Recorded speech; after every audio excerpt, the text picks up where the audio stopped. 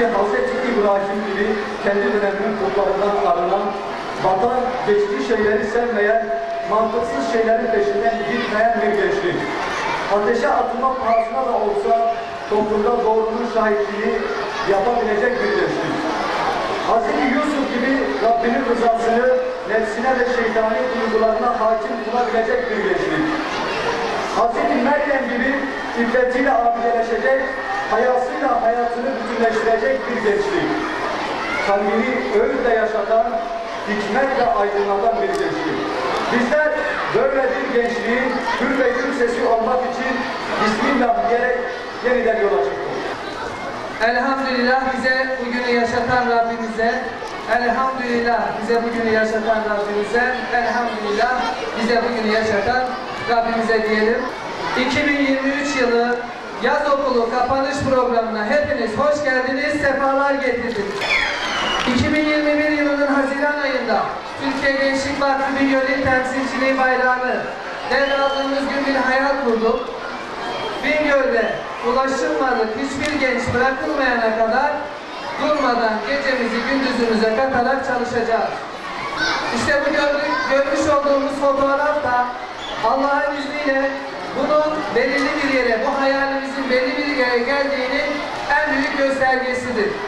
2600 öğrenciyle Bingöl, Solhan ve Genç olmak üzere 3 farklı yerde Bingöl'ün bugüne kadar yapmış olduğu STK'lar ve kurumlar nezdinde en büyük yaz okulunu gerçekleştirdik elhamdülillah.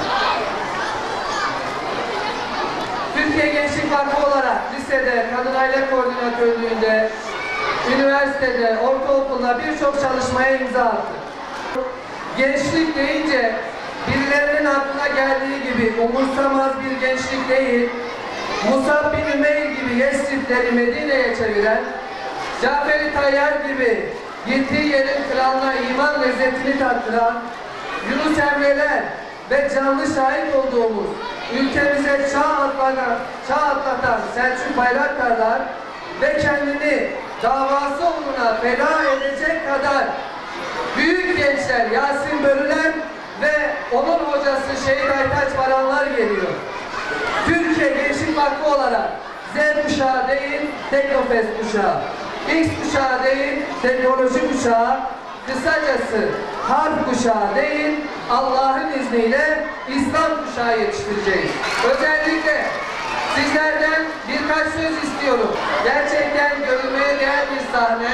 Ekmiş olduğumuz plana, yani sizler çok yakında, bugün nasıl ilimizden bir Cumhurbaşkanı yardımcısı çıktı, İnşallah ilimizden büyük alimler, büyük mühendisler, büyük düşünürler ve inşallah bugünü, yarını bugünden daha güzel yapacak sizler olacaksınız. Söz mü?